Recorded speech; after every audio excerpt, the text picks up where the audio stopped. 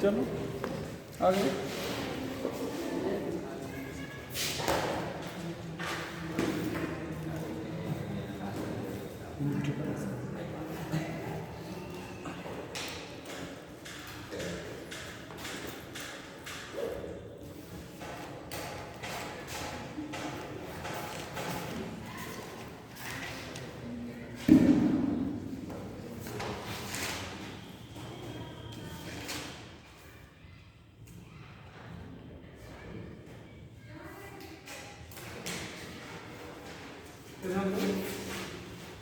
ये दोनों एक तो क्या हो जाएगा सिस।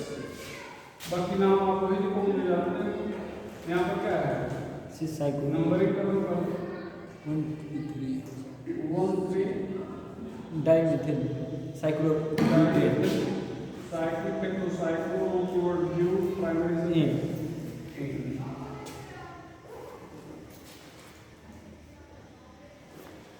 यहाँ पर अगर है तो ट्रांस आप लोग बोलना पसंद करोगे। सब कुछ बाकी नहीं है। ट्रांस 1 3 डाइमेथिल साइक्लिक है तो cyclo root word blue primary suffix नहीं। यहाँ पर क्या मिलेगा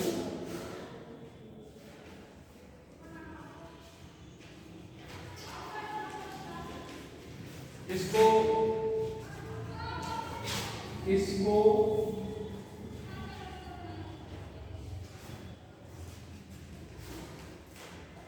सिस कहेंगे।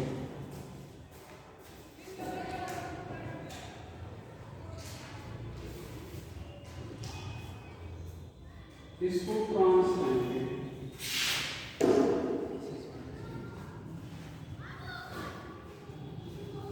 ये ट्रांस है, ये सिस है। ध्यान देना।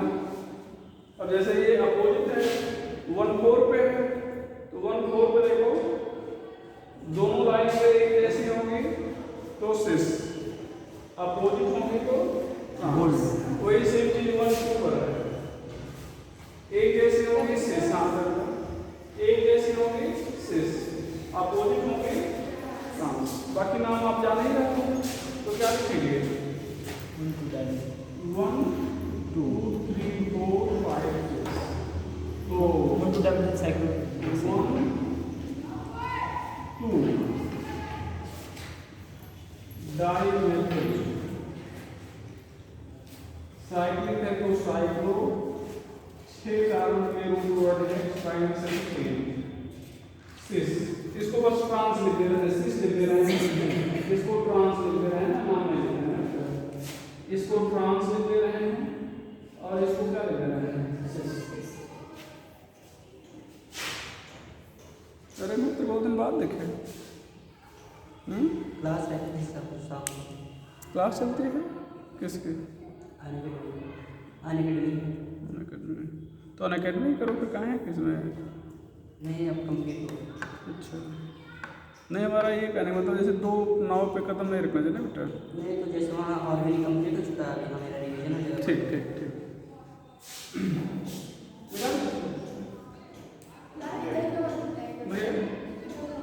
हाँ ठीक है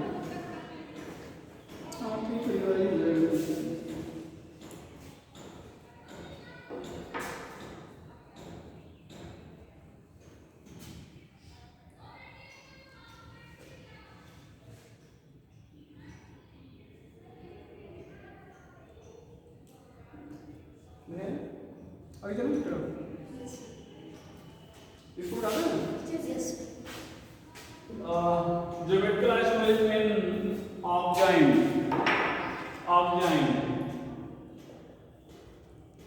ये ध्यान दो, पहले तो इधर देखो, आप जाएंगे सी डबल बॉन्ड एन, यहाँ पर OH। अच्छा इधर थोड़ा सा पीछे हट के देखिए, हम लोग बात करेंगे आगे पढ़ाएंगे, तो इधर देखना जैसे भैया ये इसको आप एल्डिहाइड कह सकते हो या कीटोन कह सकते हो, कार्बोनिल ग्रुप है, दिख रहा है ना सबको, दोनों वैलेंसी पर H है एल्डिहाइड, एक पर H है एल्डिहाइड, किसी पर H नहीं है कीटोन, ठीक है। ये जैसे इसको आप यहाँ पर ये लिख रहे हो ना, और यहाँ पर क्या लिख रहे हो कीटोन, ये हाइड्रोक्सिल एमीन कहते हैं, आगे रिएक्शन पढ़ाएंगे। तो H2O यहाँ पर गया H2N, यहाँ पर क्या हो जाएगा OH, तो ये क्या हो जाएगा R, यहाँ पर ये, यहाँ पर C डबल बॉन्ड है, यहाँ पर क्या हो जाएगा OH। अब ध्यान देना, इसको ना देखो, ये क्या है आर्जाइन, किससे बना एल्डिहाइड से, तो एल्डार्जाइन, और अगर ये कीटोन से बनेगा तो कीटोन। तो अब ऐसे समझ लो कि ये आर्जाइन में कार्बन के किसी भी वैलेंसी पर अगर H है तो एल्डार्जाइन, और किसी भी वैलेंसी पर H नहीं है कीटोन, तो कीटोन। तो दिस इज आर्जाइन। If any valency of carbon in आर्जाइन has H, then it is what aldehyde. If both are If both is alkyl group, then if both are alkyl group, then ketone, then ketone.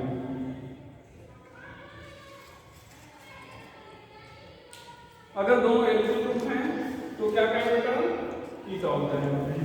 भैया देखना बेटा सब लोग ketone हैं।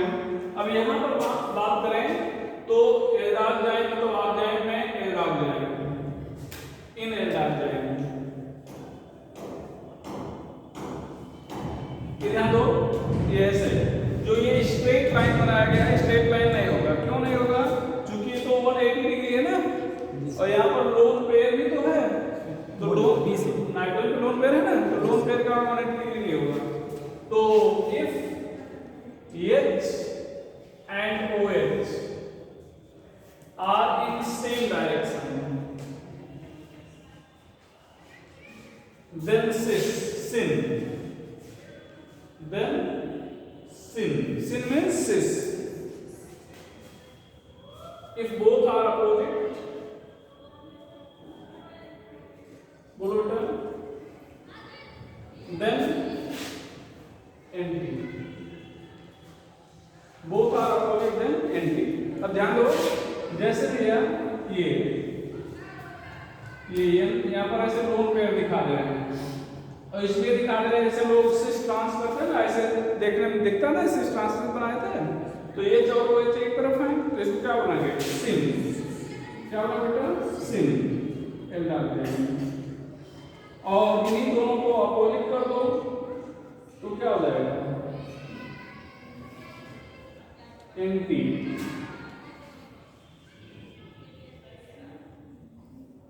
एल्डार्जाइन।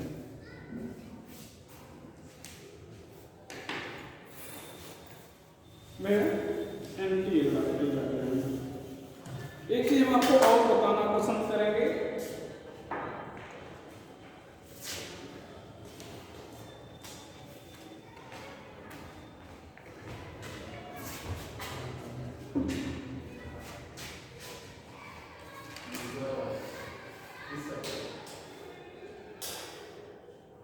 In case of ketone, ध्यान ना बेटा, इधर ध्यान दो, एक चीज देखना पड़ेगा, ध्यान दो, इधर देखो, यहाँ पर जैसे CH3 और H है, तो अगर एल्डिहाइड है तो एक H तो कंफर्म होगा, दूसरा कोई भी एल्किल फेनिल कुछ भी हो सकता है, लेकिन अगर कीटोन है तब समस्या होगी। कीटोन है तो दोनों CH3 हो सकते हैं या CH3C2H5, मतलब दोनों सेम हो सकते हैं या दोनों डिफरेंट हो सकते हैं। तो यहाँ पर कीटोन में ये तभी पाया जाएगा जब दोनों डिफरेंट होंगे, ठीक है। it has geometrical isomery if both group of carbon is different। अच्छा, यहाँ पर कहानी में लिखा है वैसे समझा दे रहे हैं, ठीक है। जैसे आपने कहा कि H और OH एक तरफ है तो सिन और यहाँ पर अपोजिट है तो एंटी, तो यहाँ पर अब चूंकि एक एल्किल ग्रुप था दूसरा H था, तो आपने कहा H की तरफ होगा तभी हम सिन कहेंगे। अब यहाँ पर तो कीटोन में कोई भी एल्किल ग्रुप नहीं ना, जैसे आप सॉरी कोई भी हाइड्रोजन नहीं है यहाँ पर। जैसे मान लो यहाँ पर दोनों को CH3 कर रहे हैं और आपसे कहा जाए कि यहाँ पर ज्योमेट्रिकल आइसोमेरी पाई जाएगी, तो आप कहेंगे नहीं पाई जाएगी, क्यों? क्योंकि दोनों सेम। अच्छा, अब यहाँ पर ध्यान रखना, जैसे CH3 ये C2H5 है, ये हो गया यहाँ पर नोन पे है, यहाँ पर OH। अब ध्यान दो, अब कैसे कहेंगे सिन है या एंटी है? तो ऐसे केस में जब दोनों एल्किल ग्रुप है या दोनों फेनिल ग्रुप हैं तो ये सिन भी है और एंटी भी है। अब जब सिन बोलना है हमें तो जैसे इसका नाम लिखना है तो हम लिखेंगे सिन एथिल। सिन एथिल मतलब जिसकी तरफ होगा उसका नाम, उसको उसके रिस्पेक्ट में सिन बोल देंगे। और एंटी मेथिल कहना जरूरी नहीं है। जैसे ग्लास आधा भरा है आधा खाली है, ये तो होगा ना, तो आप कहोगे ग्लास आधा भरा है आधा खाली है, नहीं कहोगे ना, आप कहोगे या तो भरा है या तो खाली है, जो आपकी मर्जी, ठीक है। तो जैसे आप इसको क्या कह सकते हो, सिन एथिल मेथिल कीटोन। इसका मतलब क्या हुआ बेटा, इधर देखो, इसका मतलब यह हुआ कि इस कीटोन के दोनों ग्रुप क्या हैं, एक ग्रुप एथिल है और दूसरा मेथिल है, जिसमें OH किसकी तरफ है, ये एथिल की तरफ, एथिल की तरफ भाई OH किसकी तरफ है, सिन एथिल क्यों ना, मतलब OH एथिल की तरफ है। या इसी को आप क्या लिख सकते थे, एंटी मेथिल, क्या लिख सकते हो बेटा, एंटी मेथिल एथिल कीटोन, ऐसे। तो जिसकी तरफ होगा उसके रिस्पेक्ट में सिन और अगले के रिस्पेक्ट में एंटी।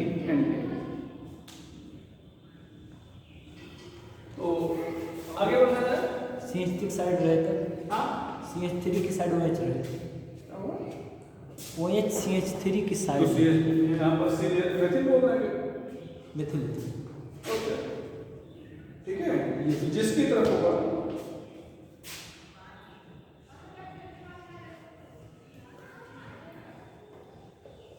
यहाँ पर क्या लिखोगे,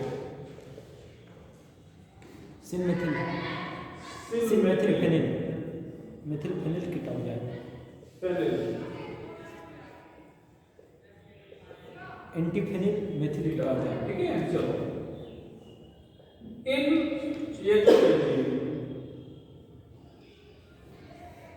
इन एजोबेंजीन, देखना बेटा, एजोबेंजीन की बात करें तो इधर ध्यान दो, N डबल बॉन्ड N को एजो क्या कहते हैं, एजो।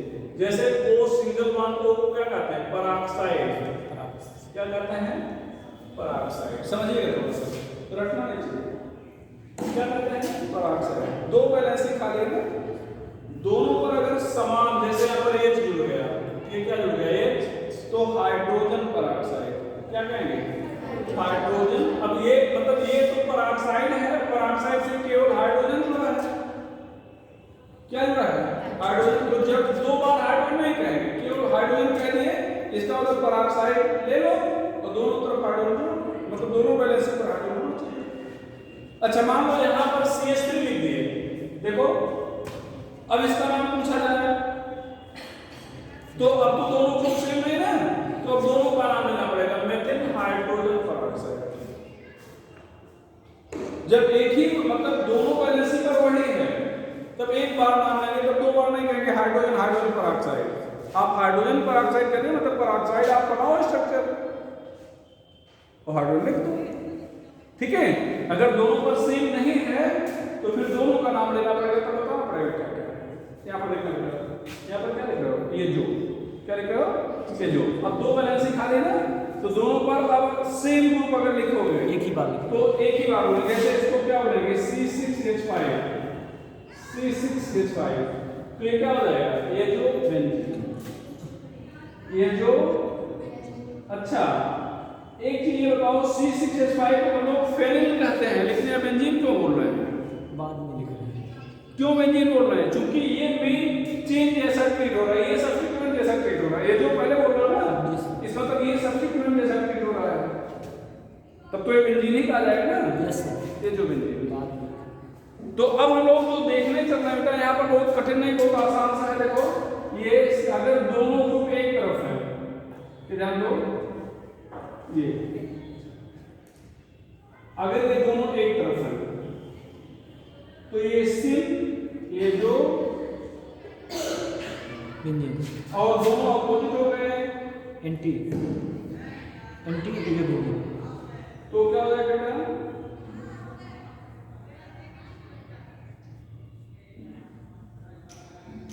एंटी।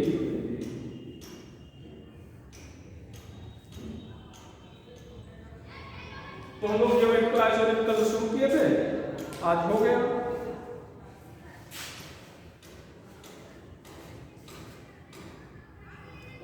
सर जी डिफरेंट होने पर देखते हैं हाँ? अल्फाबेट, डिफरेंट होने पर अल्फाबेट के हिसाब से नाम लिखते हैं। डिफरेंट क्या होगा, अगर एक तो CH3 हो जाए तो ज़्यादातर डिफरेंट क्या होता है, जी सर। ज़्यादातर डिफरेंट क्या होता है। चला आगे,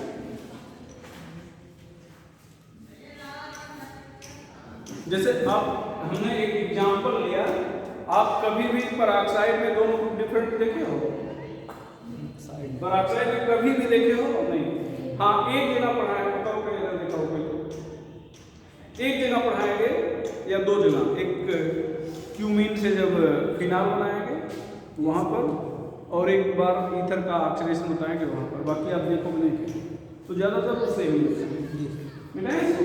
जी सर। चलो आगे बढ़ो, आपको चलाए सुनते हैं।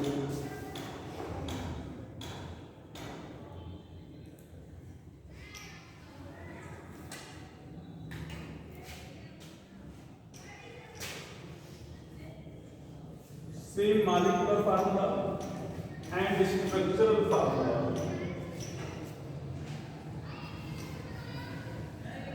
but different behavior.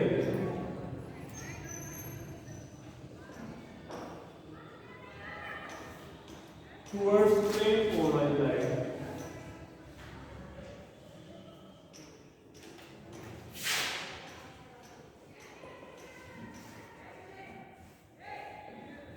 Same molecular formula and structural formula, but different behavior towards plane polarized light.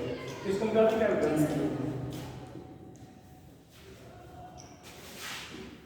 देखना है भैया, इधर एक पॉइंट का, ये लाइट सोर्स है,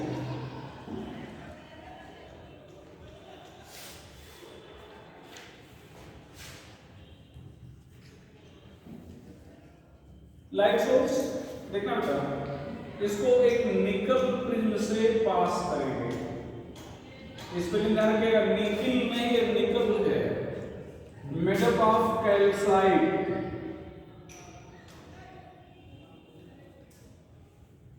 What is formula of calcite?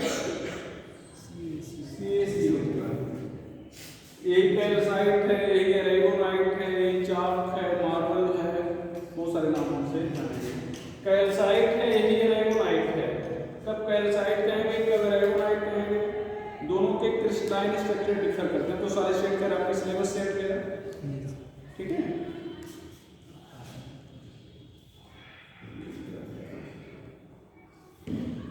यहाँ पर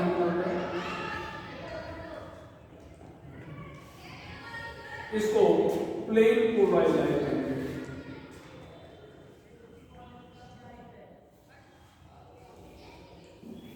या पीपी लाइट साइड में कहेंगे। तो ध्यान देना, लाइट सोर्स देखो बेटा, से लाइट सभी डायरेक्शन में एमिट कर रही है, जब निकल बीम से गुजारेंगे तो जो लाइट है एक ही डायरेक्शन में पास होगी, मतलब इसका वाइब्रेशन एक ही डायरेक्शन में होगा, इसको पीपी लाइट कहेंगे। अब इसको किसी कंपाउंड के सॉल्यूशन से पास करेंगे आप, तो पास करेंगे जहां पर आपको दो फिनोमेना देखने को मिल सकती है। पहला, जैसे लाइट जा रही थी वैसे ही चली जाए।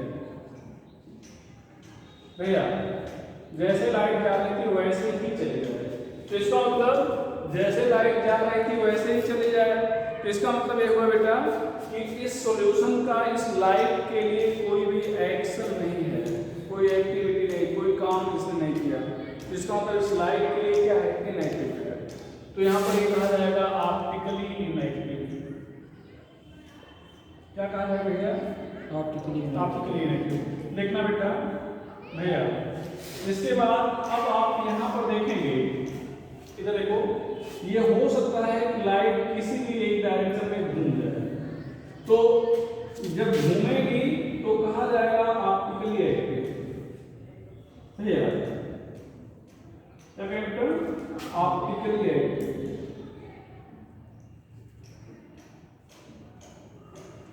और ये घूमेगी तो या तो क्लॉकवाइज घूमेगी, clockwise rotation, dextro rotatory.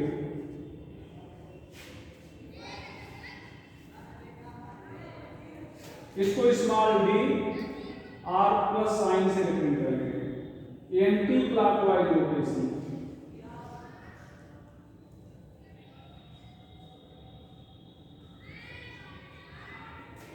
Anti clockwise rotation इसको कहेंगे बेटा लीवो रोटेटरी।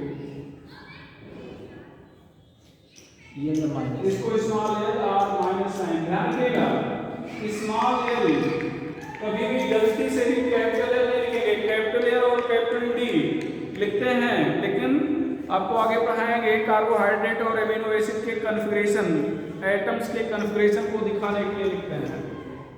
ठीक भैया, तो ऑप्टिकल एक्टिविटी, ऑप्टिकली एक्टिव, तो कोई भी कंपाउंड ऑप्टिकली एक्टिव है या इनएक्टिव है, ठीक है, इसको मेजर करते हैं पोलरीमीटर से। ऑप्टिकल एक्टिविटी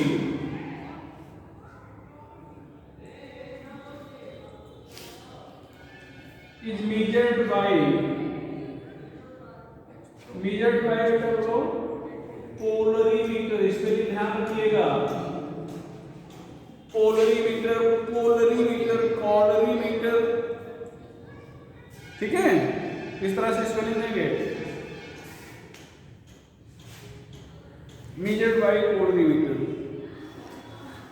अब यहां पर हम आपको बताना चाहेंगे, इसको क्या है, देखना बेटा, ये लाइट इधर लो, ये पीपी लाइट है, ऐसे जा रही है।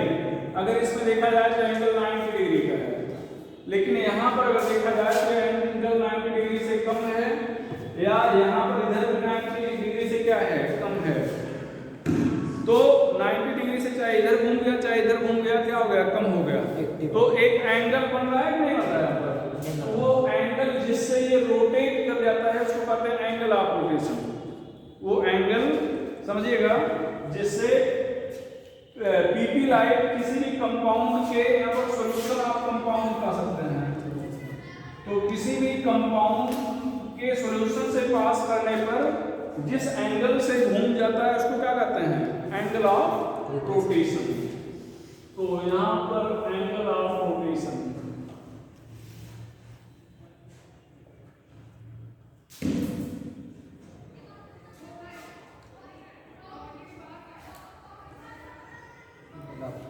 angle through which plane of PP light get rotated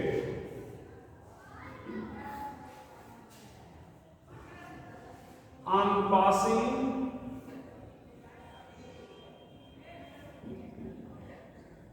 through solution of compound, through solution of compound।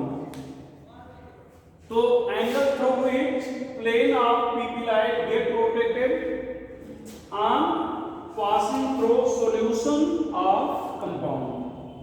यहाँ पर भैया it depends upon, ध्यान रखना, ये किस पर, ये डिफिनेशन से मतलब नहीं, किस पर डिपेंड करेगा इससे मतलब है, इट डिपेंड्स अपॉन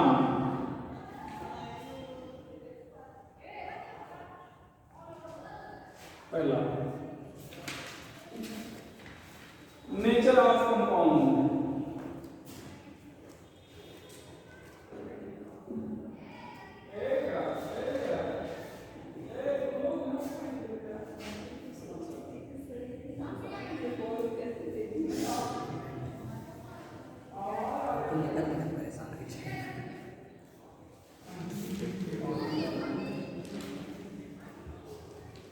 तो यहाँ पर nature of compound, depends upon nature of compound.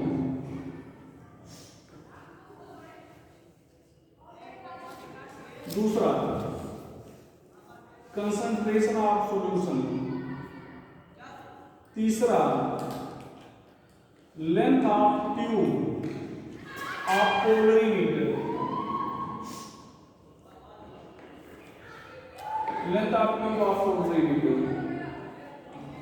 Wavelength of light. इधर अभी आपने लिखा ना कि मेजर बाय पोलरीमीटर, तो पोलरीमीटर में भरेंगे इस सॉल्यूशन को, तो सॉल्यूशन मतलब इस ट्यूब की लंबाई कितना है पोलरीमीटर की, उस पर डिपेंड करेगा।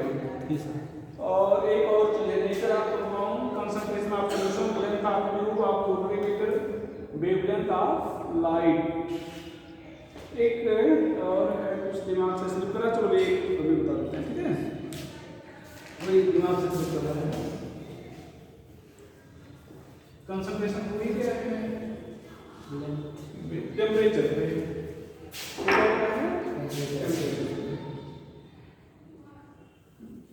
ये चीज आपको बार बार बताता है, कोई भी चीज रखो पॉइंट में रखो, याद है ना। जैसे आपको ये मालूम है कि 5 पॉइंट है जिस पर डिपेंड करता है, मान लो 4 आपको याद आ रहा है, इसका मतलब एक तो भूल रहे हैं, और वैसे कहानी छापते जाएंगे तो फिर भूल गए है ना भैया। तो जब पॉइंट में चीजों को रखोगे तब कम से कम इतना तो याद रहेगा, एक पॉइंट मिस कर रहा है। हाँ, इसीलिए बार बार आपको कहते हैं कोई भी चीज। अच्छा, यहाँ पर क्या है स्पेसिफिक रोटेशन, यहाँ पर वही सेम चीज है जो एंगल ऑफ रोटेशन है, बस यहाँ पर दो चीजों को स्पेसिफाई कर देंगे। Angle of rotation when concentration of solution is 1 gram per dm cube and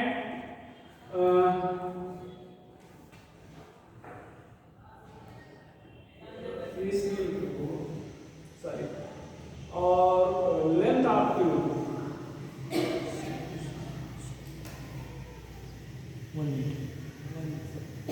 is 1 centimeter, 1 decimeter.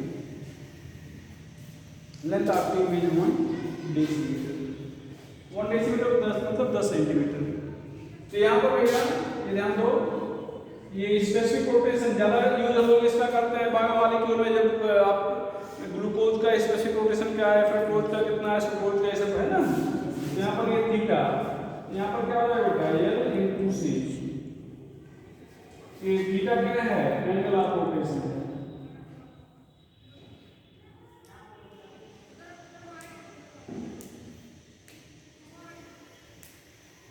ये क्या बेटा,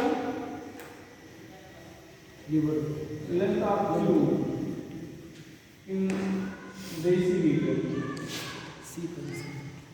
concentration gram percent of solution in molar gram percent gram per centimetre cube.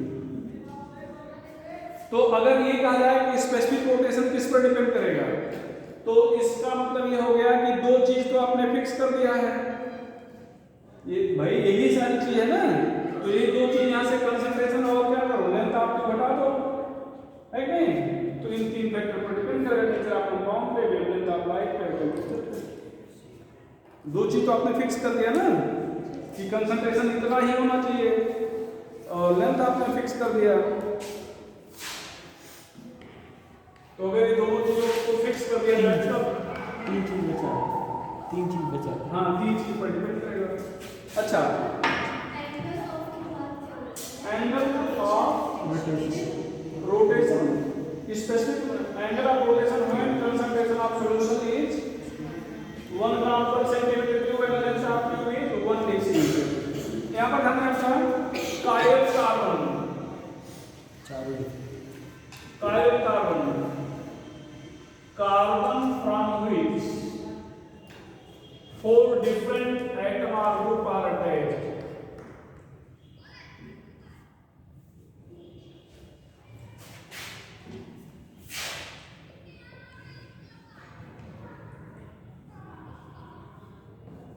Four different atom or group are attached. इधर में आपका CH3 HCl यहाँ पर देखा बेटा C2H5 ये कार्बन दो ये कार्बन है इससे CH3 जुड़ा Cl जुड़ा H जुड़ा C2H5 जुड़ा एक ग्रुप जुड़ा तो this carbon is chiral carbon. Identify chiral carbon.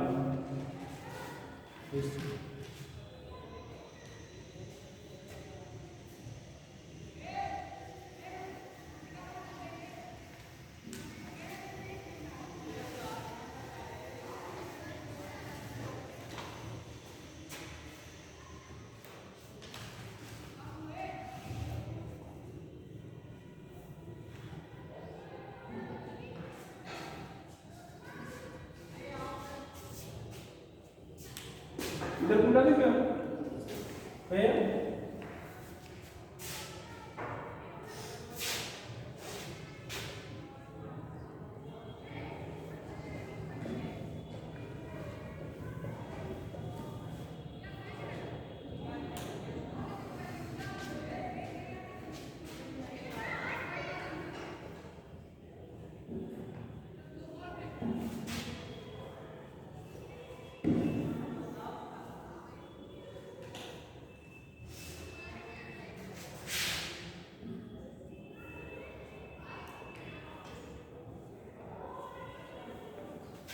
Identify chiral carbon इसमें डालना है बल्कि ई वाले को नीचे लिखना है कट मत करेगा मुझे फिर से लिखना है ठीक है ई वाले को नीचे लिखना है। बताइए कहाँ कहाँ पे कायरल कार्बन है और है तो कितना है। पहले में 0 पहले में 0 1 ये जो 1 ये 2 कल पढ़ाए थे पीरियडिक कल ही पढ़ाए थे इसको ध्यान दें पढ़ाए थे कि एटॉमिक मास अगर डिफर करेगा तो पीरियडिटी अलग अलग होगी ना तो इसका तो बिल्कुल सेम नहीं मानेंगे। यहाँ पर 2 इधर समझिएगा कुछ लोग यहाँ पर कंफ्यूज होते हैं ऐसे देखिएगा HOH COOH ध्यान देना बेटा और ये तीसरा बांड नीचे चौथा बांड नीचे लटक रहा है ना सर देखो ये पूरा ग्रुप एक माना जाएगा। जब इसकी बात करेंगे तो पूरा ग्रुप एक माना जाएगा ये 2 ये 3 और ये 4 उसी तरह से जब इसकी बात करेंगे तो OH ये COOH और ये पूरा एक ग्रुप। यहाँ पर 2 इसे 3 मान सकते हैं 2 3 स्यूडो कायरल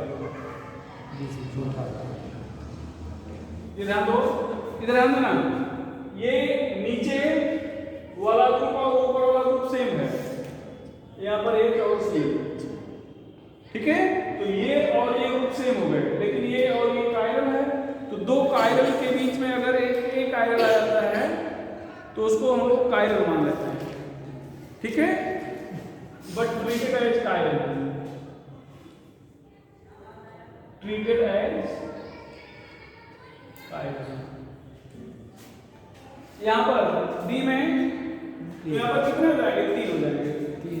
यहाँ पर कितना बेटा नहीं है 0 ये ध्यान दो ऐसे देखो ये कार्बन है इस कार्बन से ये CH2 जुड़ा है इस कार्बन से CH2 जुड़ा है और ये H जुड़ा है तो देख लो इस कार्बन से क्या क्या जुड़ा है H CH3 अलग है CH2 भी अलग है लेकिन ये CH2 क्या है सेम ठीक है। यहाँ पर तो नहीं है यहाँ पर यहाँ पे एक दो दो का ये दोनों कायरल है। दो देख लो CH2 जुड़ा, H जुड़ा, CH3 जुड़ा, इधर CH2 है क्या, इधर भी CH2 है नहीं ना, तो ये और ये अलग अलग हुए कि नहीं हुए, और ये ऑलरेडी अलग है, तो कायरल हुआ नहीं हुआ। और वैसे यहाँ पर देखो इधर देखो क्या, ये कार्बन इससे क्या जुड़ा है, ये CH2 CH3, इधर CH2 जुड़ा, तो क्या ये भी CH2 है, ये तो CH3 है ना, तो अलग हुआ, इस मतलब ये दोनों कायरल है। तो सर्कल का मतलब कायरल मान लोगे ना। यहाँ पर ध्यान दो, है कायरल या नहीं है, एक ये वाला, एक ये वाला, यहाँ पर दो कायरल है, तीन कायरल, एक कायरल, यहाँ पर दो तीन एक, यहाँ पर टोटल एक कायरल दो chiral.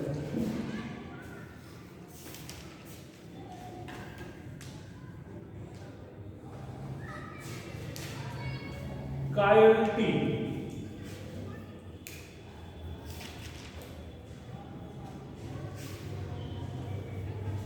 Chirality,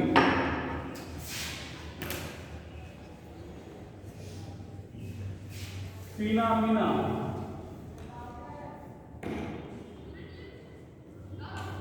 of non सुपरइम्पोजिबिलिटी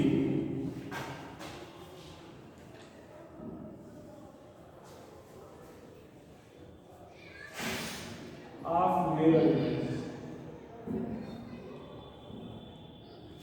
phenomena of non superimposability of mirror image, phenomena of non superimposability of mirror image. ध्यान रखना, सुपरइम्पोजिबिलिटी मतलब ऐसे आप हाथ रखो ऐसे, इमेज ऐसे ही बनेगी ना मिरर में, दोनों इमेज को लाओ, सेम फिंगर एक दूसरे को पा रहा है, इम्पोज हो गया, ऐसे लाओ इम्पोज हो गया।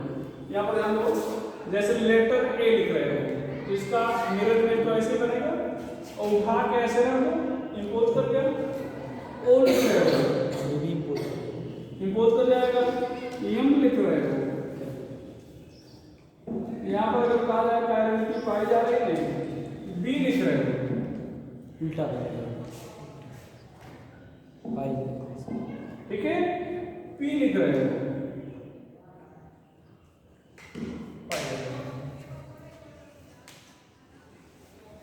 इसको क्या लिखा है,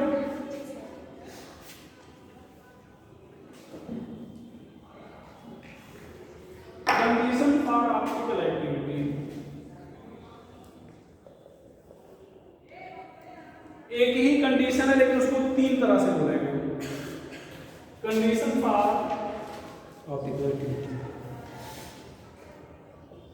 ऑप्टिकल एक्टिविटी, पहला compound should be chiral,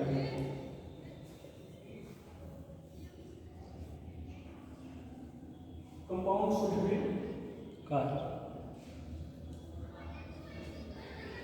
at least one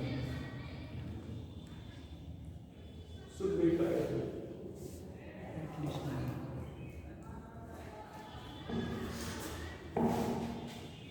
or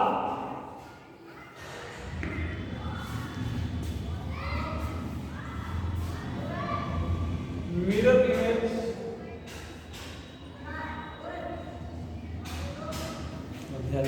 should not be superimposed,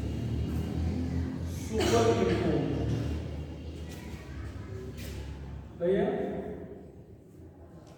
mirror image should not be superimposed, or mirror image should not be superimposed, or compound should be desymmetric,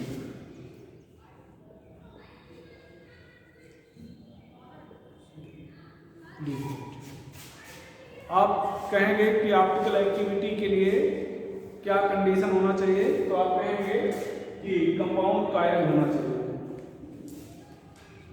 आप कह रहे हो हमें अच्छा नहीं लग रहा है, कोई कह रहा है अच्छा नहीं लग रहा, तो कि मिरर में सुपर इम्पोज नहीं होना चाहिए, डिप्रेशन हो जाती है, डिप्रेशन लिखो ना, या फिर कंपाउंड क्या होना चाहिए, डिसिमेट्रिक होना चाहिए। आपसे ऑप्शन कहा जाए कि for a compound to be optically active कुछ statement is correct, option A, option B, C, D में आर, आप क्या लिखोगे, आर लिखोगे। डिसिमेट्रिक, डिसिमेट्रिक का मतलब होता है लाइक प्लेन ऑफ सिमेट्री,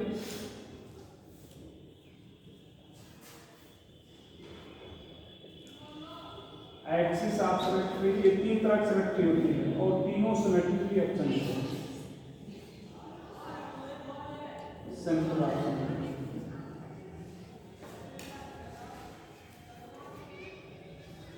एक वर्ड हम लोग बोलेंगे बेटा asymmetric,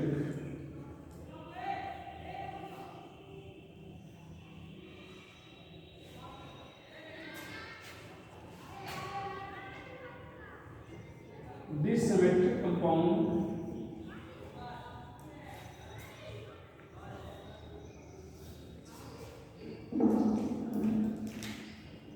having chiral carbon, dissymmetric compound having chiral carbon। तो ऐसे डिसिमेट्रिक कंपाउंड जिसमें क्या होते हैं, कायरल कार्बन होते हैं, उसे क्या कहते हैं बेटा, क्या कहते हैं, एसिमेट्रिक। अच्छा, आपसे कहा जाए कि कंपाउंड के ऑप्टिकली एक्टिव होने के लिए कंपाउंड को डिसिमेट्रिक होना चाहिए या एसिमेट्रिक,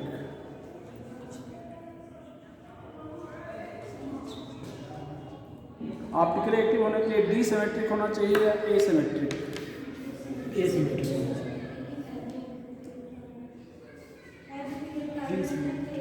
शुड बी डिसिमेट्रिक, क्या होना चाहिए, डिसिमेट्रिक, ऑप्टिकली एक्टिव के लिए कोई डिसिमेट्रिक, भी एसिमेट्रिक कंपाउंड निश्चित रूप से ऑप्टिकली एक्टिव होगा, कोई भी एसिमेट्रिक कंपाउंड निश्चित रूप से ऑप्टिकली एक्टिव होगा, अगर वो एसिमेट्रिक है तो ऑप्टिकली एक्टिव होगा। डिसिमेट्रिक होना चाहिए या एसिमेट्रिक, डिसिमेट्रिक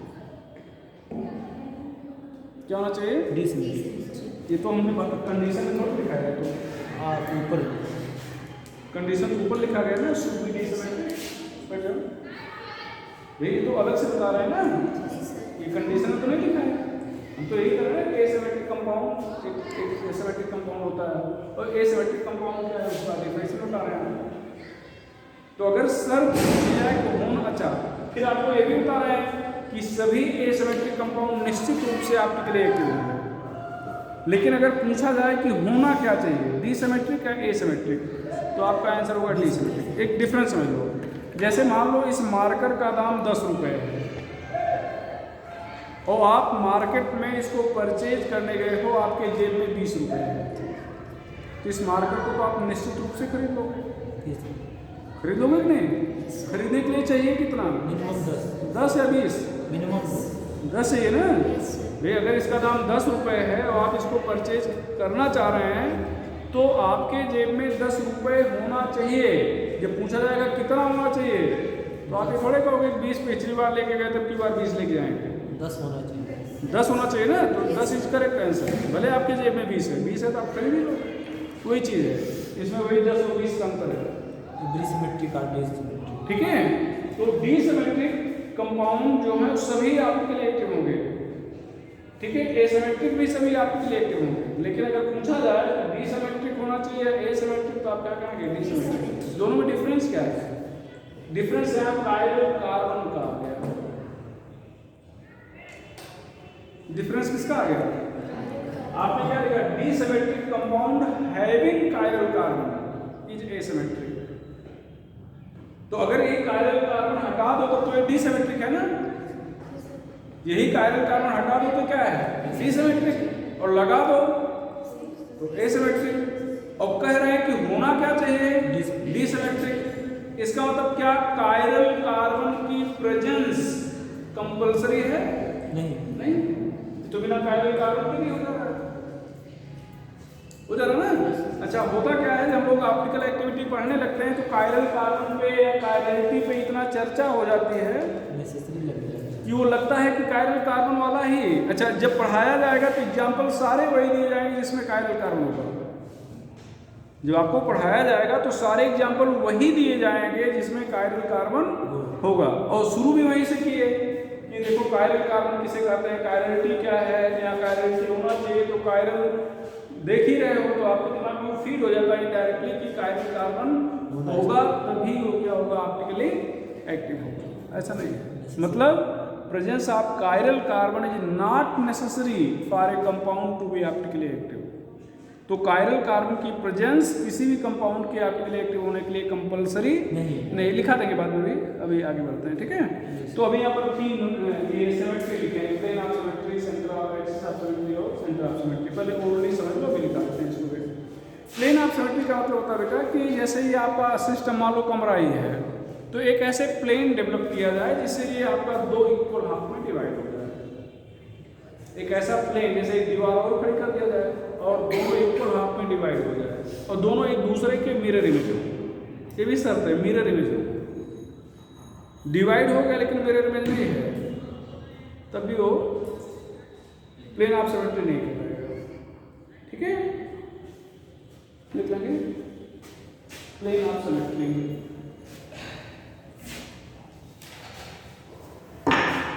यहाँ पर plane of symmetry compound is divided equal half into 2 equal half.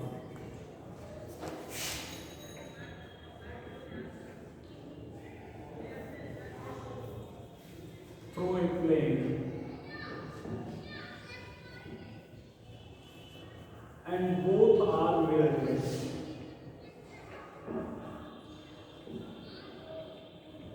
Both are mirrorless.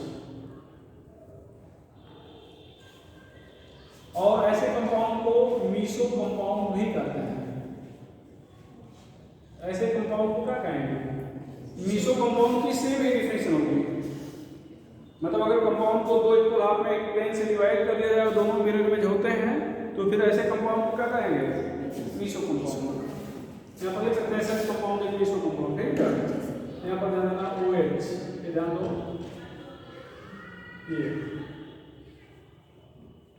भैया ये OH ध्यान दो। अब ये एक लाइन ऐसे खींच रहे हैं, ये ध्यान दो, 2 इक्वल हाफ में डिवाइड हो गया, जो ऊपर है वही नीचे है, मतलब मिरर इमेज है। इसको बता दें क्या, identify compound having plane of symmetry.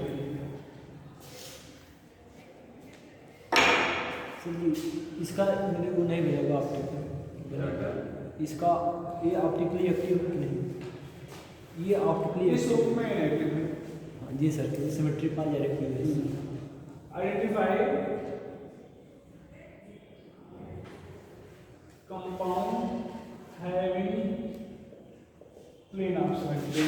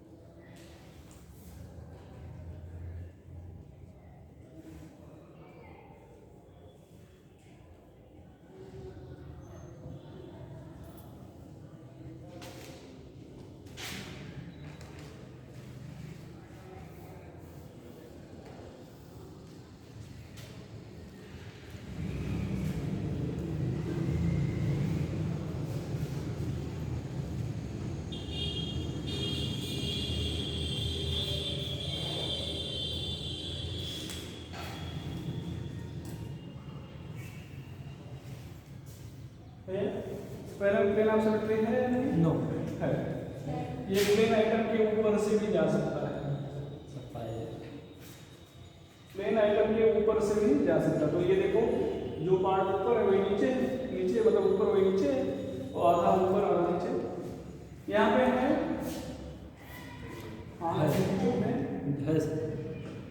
है कि नहीं? है यहाँ पे नहीं, ऐसे खींचो, यहाँ पर दो। अब आपको लग रहा है कि है CH3 भी ऊपर नीचे है, उल्टा। ये 3 इधर है, लेकिन मिरर नहीं है। CH3 के सामने ये 4 है और H के सामने क्या है भाई? ऐसे मिरर मान लो ना, ऐसे मिरर के लिए इसके सामने क्या आ रहा है? ये, और इसके सामने क्या आ रहा है? CH3। ये नहीं, कहीं से भी डिवाइड करोगे वो इक्वल में नहीं होगा।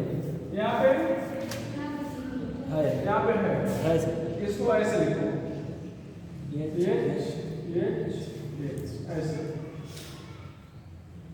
है, ठीक है। यहाँ पे मेरा यहाँ पर भी है, यहाँ ये आधा तक बढ़ सकता है। यहाँ से देख लो,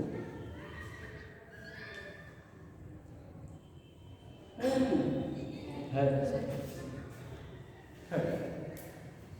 अब ऐसा है कि C इधर हो गया या उधर हो गया। अगर आप सोचते हैं कि C तो इधर हो गया या उधर हो गया, ऐसा नहीं। वो Cl लिख के चिपकाया नहीं गया था, वो Cl एक आइटम है जिसका आधा पार्ट इधर है और दूसरा पार्ट इधर है, ठीक है।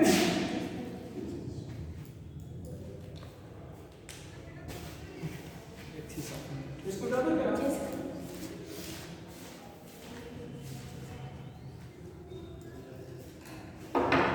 एक्सिस ऑफ सिमेट्री,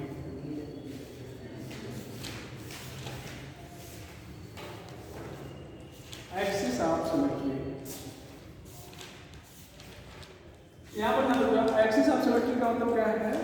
जैसे मान लो ये देखो एक सिस्टम है, देखो यहाँ से एक एक्सिस ऐसे पास कर रहे हैं, ऐसे एक एक्सिस पास किए और इसको 360 डिग्री से रोटेट कर रहे हैं ऐसे।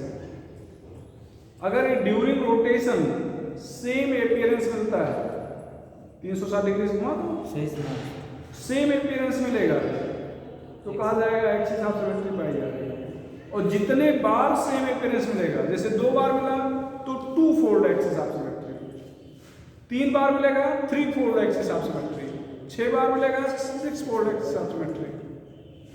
हालांकि ये सब आपके सिलेबस से हट गया है, लेकिन इसमें तो है सॉलिड स्टेट में पूरा ये सब पढ़ाया जाता था, ठीक है। तो if compound has same appearance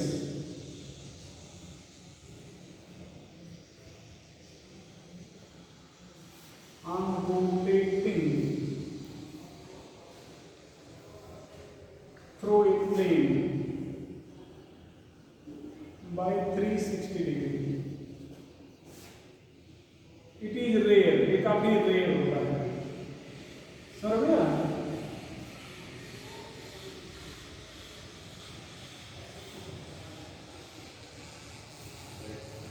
ये ध्यान दो, ऐसे समझो, ये ऐसे है, इसको आप ऐसे घुमाओ और ध्यान दो, ऐसे देखो, आप एज्यूम करो, हाथ दोनों ये ध्यान दो, ऐसे, हाँ ऐसे समझो, ऐसे यहाँ से ऐसे लाइन पास करो, ऐसे हाथ फैलाओ, घुमाओ ऐसे, तो घूमने के बाद फिर वैसे आ जाएगा कि नहीं आ जाएगा? इसका मतलब एक्सिस ऑफ सिमेट्री यहाँ पे पाई जाएगी। वैसे यहाँ पर एक लाइन पास करो, इसको जब घुमाओगे तो ये इधर आ जाएगा, ये इधर हो जाएगा, तो दोनों इसमें कोई अंतर है नहीं। इसका मतलब एक्सिस ऑफ सिमेट्री यहाँ पे पाई जाती है। इसमें करेक्ट है इधर, और ये काफी रेयर होती है, इसलिए लोग एक्सिस ऑफ सिमेट्री पर बहुत ध्यान नहीं दे रहे थे, एक्सिस ऑफ सिमेट्री पर बहुत ध्यान नहीं देते। लेकिन अगर ध्यान भले नहीं देते, लेकिन अगर गलती से उपस्थित है तो फिर इनएक्टिव हो जाएगा। और क्या होगा? सेंटर ऑफ सिमेट्री, पहले समझिएगा, सेंटर ऑफ सिमेट्री यहाँ पर क्या लिखेंगे? CO, यस यहाँ पर रखना सेंटर ऑफ सेमेट्री में क्या होगा, यहाँ पर जैसे सपोज करो ये एक है कंपाउंड है, यहाँ पर कोई एक पॉइंट सेलेक्ट करो और पॉइंट सेलेक्ट करोगे तो आपको इक्वली अपोजिट डायरेक्शन में ट्रेवल करना है और चाहे जहां ट्रेवल करो, ऐसे नहीं कुछ विशेष दिशा में। यहाँ पर हम अपोजिट डायरेक्शन चले, क्या ये दो पार्ट में डिवाइड हो गया? यहाँ चले नहीं। और ये भी ध्यान रखना है कि during travelling we have to touch same item or same group present on opposite side। जब हम ट्रेवल कर रहे हैं तो अपोजिट साइड के सेम आइटम को टच करना है या सेम ग्रुप को टच करना है, ध्यान रखना। यहाँ पर CH3 है, H CH3 है, यहाँ पर कैसे H, ध्यान दो। यहाँ एक पॉइंट लिए हम CH3 को टच कर रहे हैं, क्या दो इक्वल हाफ में डिवाइड हुआ? यहाँ मिरर इमेज की बात नहीं हुई थी, डिवाइड हुआ, जो चीज इधर है वही इधर है, देखो। अच्छा एक बार में आप कहीं से भी चलो, इधर देखो हम ये को टच कर रहे हैं, अभी भी डिवाइड हुआ, इधर CH3 इधर CH3, हम यहां से पास हो रहे हैं ऐसे, अभी भी डिवाइड हुआ, CH3 यहाँ मिरर इमेज की बात नहीं हुई थी, कहीं से डिवाइड भागे बात सुनो ना। तो इसका मतलब यहाँ पर सेंटर ऑफ सेमेट्री क्या है? प्रेजेंट, सर प्रेजेंट, गुड, लेकिन प्लेन ऑफ सेमेट्री एब्सेंट है। देखो प्लेन में क्या मिरर इमेज की बात होती है, देखो ये मिरर इमेज नहीं। अच्छा यहाँ पर ध्यान रखो, इधर आना,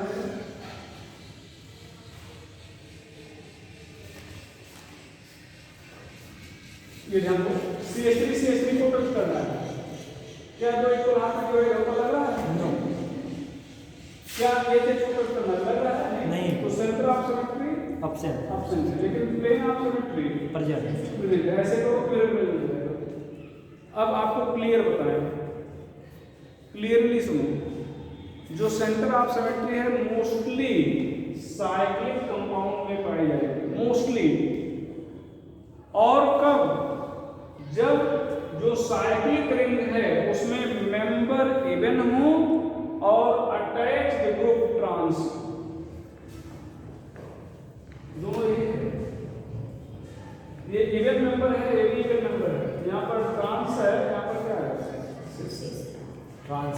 तो क्या डेफिनेशन बताना पड़ेगा? नहीं तो cyclic member even and trans.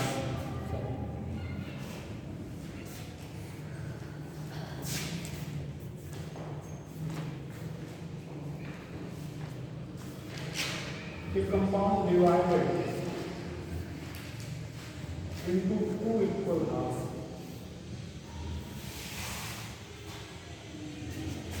On moving opposite direction.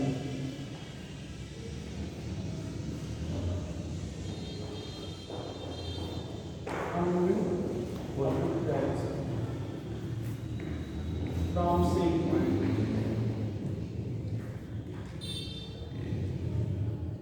Touching same group.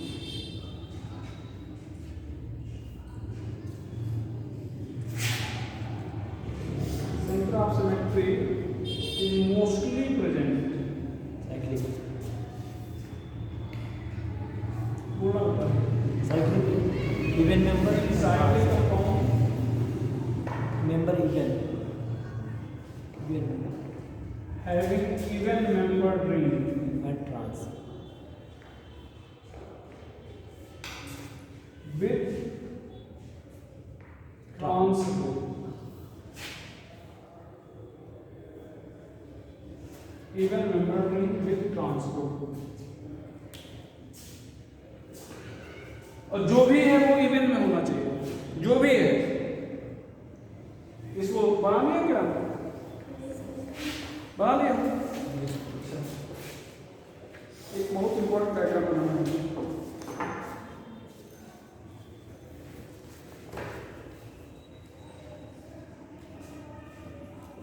कुछ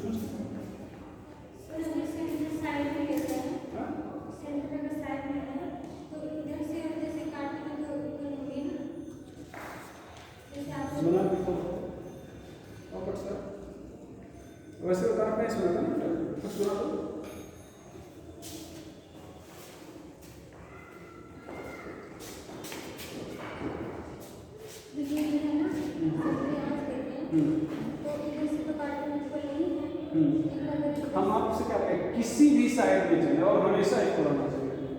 मतलब दोनों साइड में इक्वल रहना चाहिए। हाँ। ये नहीं कि एक साइड पर हो एक साइड हाँ, पर। ऐसा नहीं, आप किसी मतलब एक ऐसा पॉइंट देखो, यहाँ पर एग्जाम्पल में दिए थे, ये इसीलिए हम 3 लाइन खींचे, सेंटर से ये सेंटर नहीं, आप एक पॉइंट सेट करो और वो पॉइंट निश्चित रूप से अगर सेंटर आप समझते हो तो सेंटर में ही आएगा कि आप अपोजिट साइड में इक्वल डिस्टेंस ट्रेवल कर रहे हैं और सेम आइटम या ग्रुप को टच कर रहे हैं और किसी भी साइड में चला। ऐसा है कि एक बार हम आपको इधर ध्यान दो, ऐसे देखो, इसको सपोज करो कि CL कर दिए, क्या कर दिए CL, और अब ये टच कर रहे हो,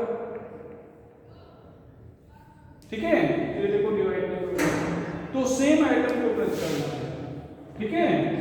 तो और किसी भी साइड में चलना है, तो जैसे मैं यहां से चले, यहां देखो ये इधर आ गया, हम ये को टच करें तो CS3 आ गया, ठीक है। यहां से चले तो CS3 आ गया। आप कहीं से चलो, मतलब किसी भी साइड में, कहीं से नहीं, किसी भी साइड में अपोजिट डिस्टेंस ट्रेवल करो और सेम आइटम या ग्रुप को टच करो, इक्वल हाफ में डिवाइड होना चाहिए। अगर ऐसा है तो सेंटर ऑफ सिमेट्री है, नहीं है तो नहीं है। इसको मिटा देगा, बन गया है। एक और देखो, नहीं इधर देखो,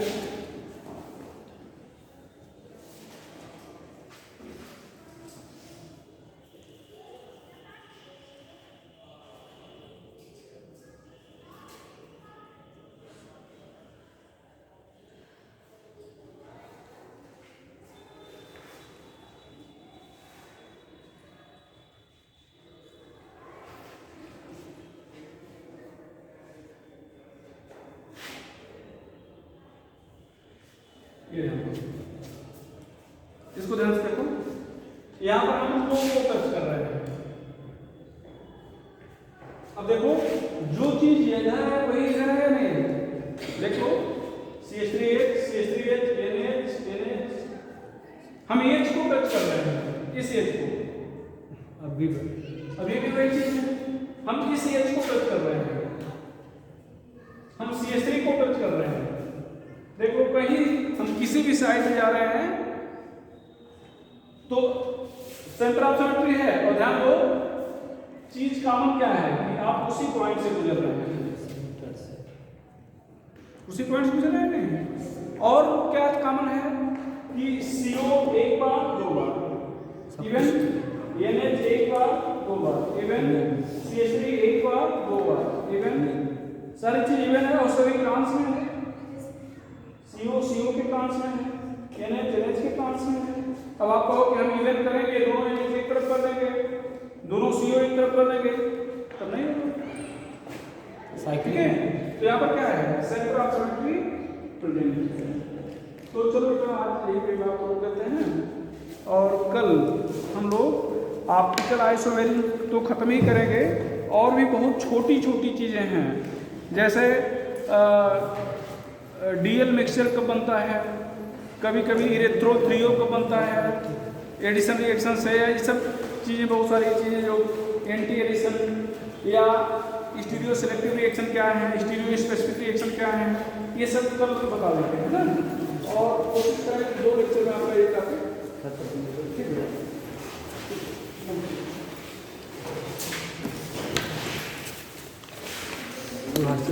निकल